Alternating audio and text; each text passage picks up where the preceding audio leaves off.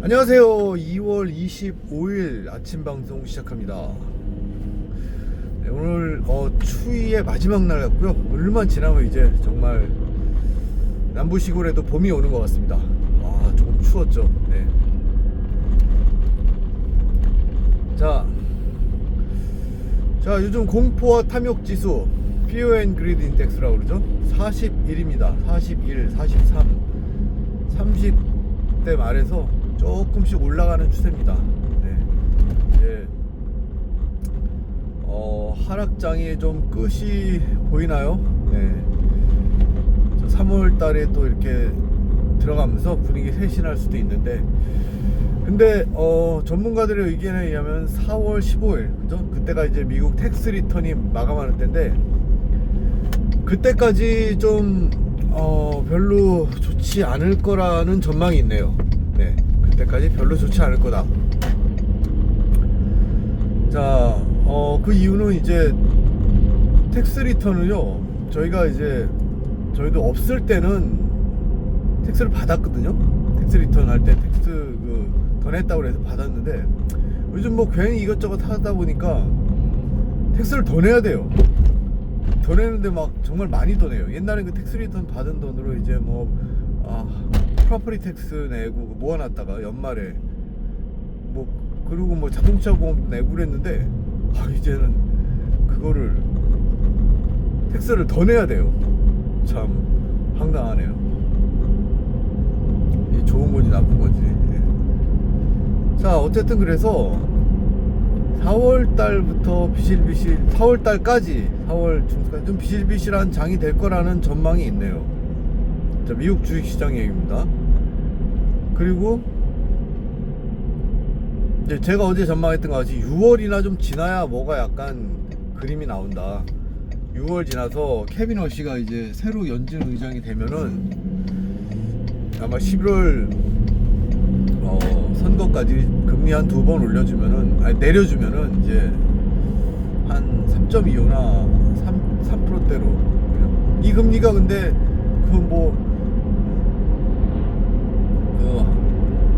바로 직결된 건 아닙니다. 모게지 금리랑 직결된 건 아닙니다. 영향이 아주 상관관계가 크지만 완전 직결은 아니에요. 그래서 올해 말에 이제 비로소 금리가 좀 괜찮아질 거다. 네. 그나마. 그다음에 내년에 또 이제 헬게이트 열리는 거죠. 금리 내리면 또 고삐 풀리고, 인플레이션 고개 쳐들고, 우리 여태까지 돈 풀었던 거 또 유동성 지금 확장하려고 그러죠. 케빈 허시 되면 또 얼마나 또 유동성 확장하겠습니까? 유동성 확장이 뭐냐? 돈 푼다는 거예요.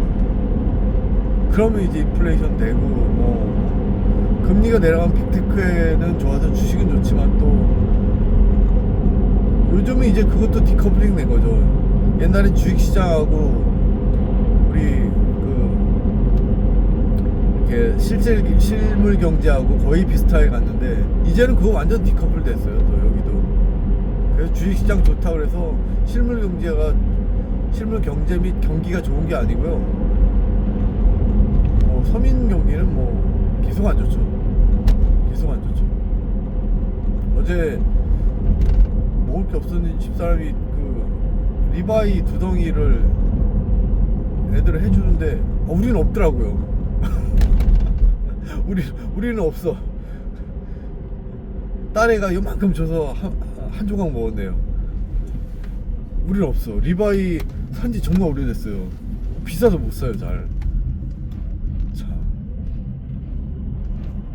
자, 어쨌든 그래서 기다려야 된다, 그죠? 비트코인도 정상적이라면 이제 피크 친 다음에 사이클이 바닥이 이제 1년 더 가는데, 피크가 언제입니까?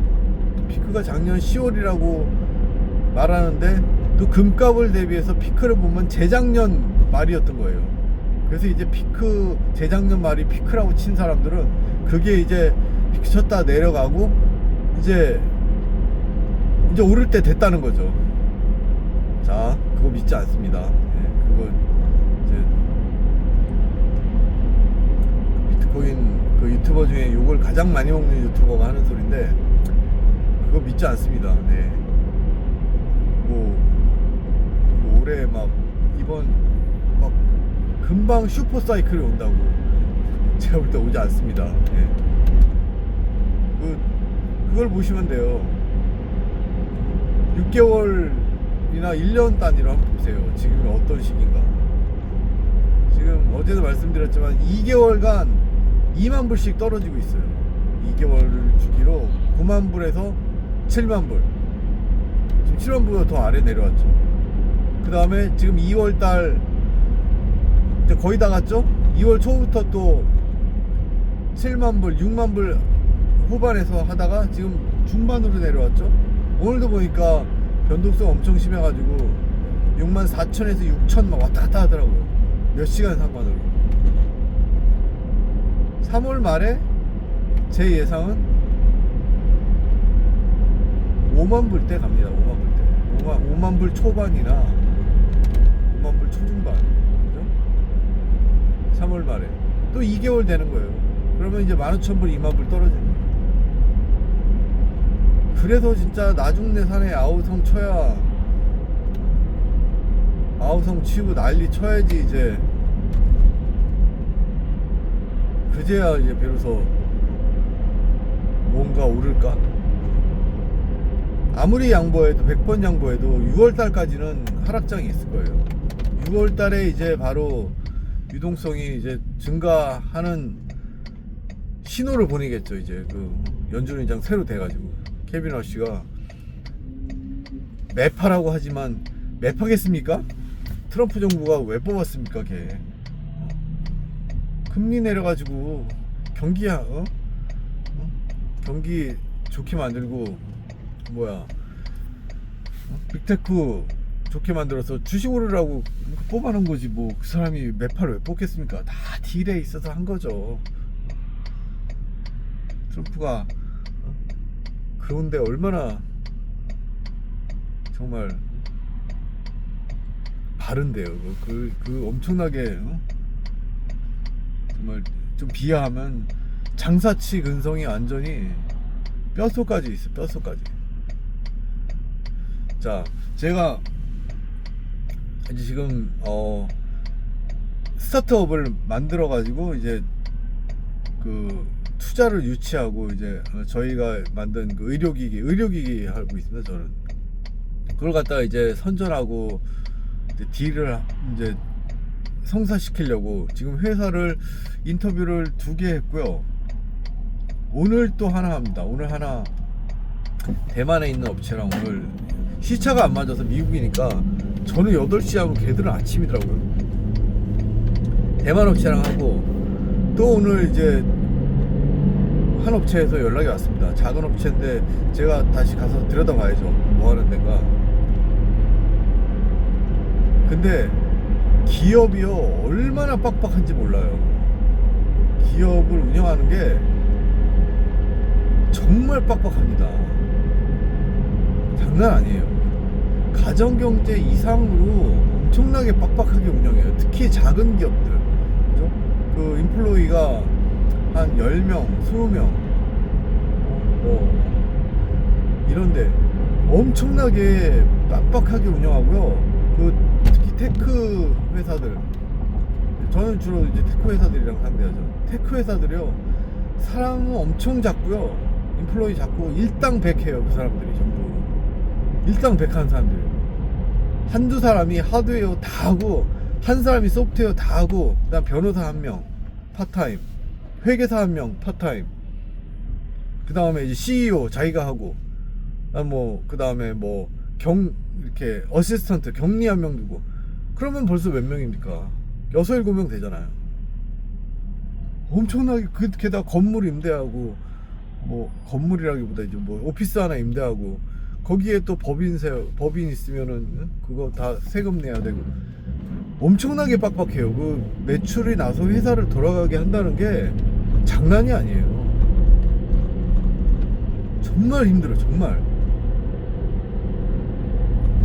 그래서 정말 저도 이제 그러니까 제가 가진 이제 그 기술력과 그 의료기기 그 샘플을 만들었죠. 이제 프로토타입 만들어서 그걸 이제 보여주고 다 이런 거다 하는데 얼마나 장난 아닌지 몰라요. 차라리 대기업이 나요. 대기업이 그런 비투맨에서는 대기업은 좀 널널하게 쓰거든요. 돈을 써 널널하게 쓰고.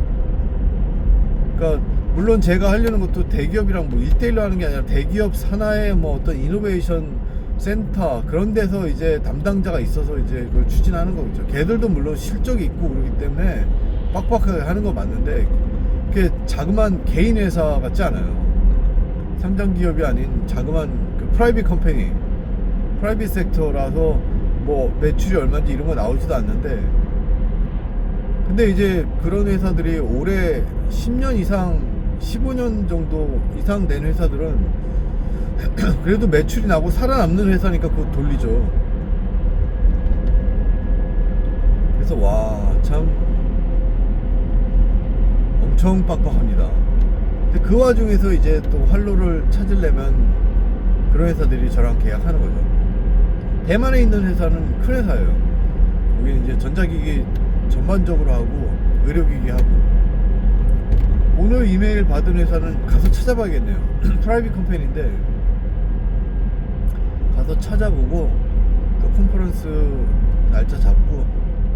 요즘은 뭐 그런 것 때문에 정신이 없습니다.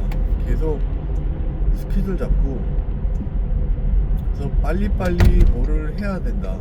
그래서 어제는 또 그래서 이게 의료기기다 보니까 큰 병원이나 그 어떤 병원에 속한 센터, 의대 있는데 센터 이런 데랑 또 손을 잡고 뭘 해볼까 생각하다가 그런 데는 돈이 안 돼요. 그런데 뭐 어쩌자고. 그런 데는 회사랑 손을 잡고 하다가 회사에서 이제 니드가 있으면은 해야죠. 그죠?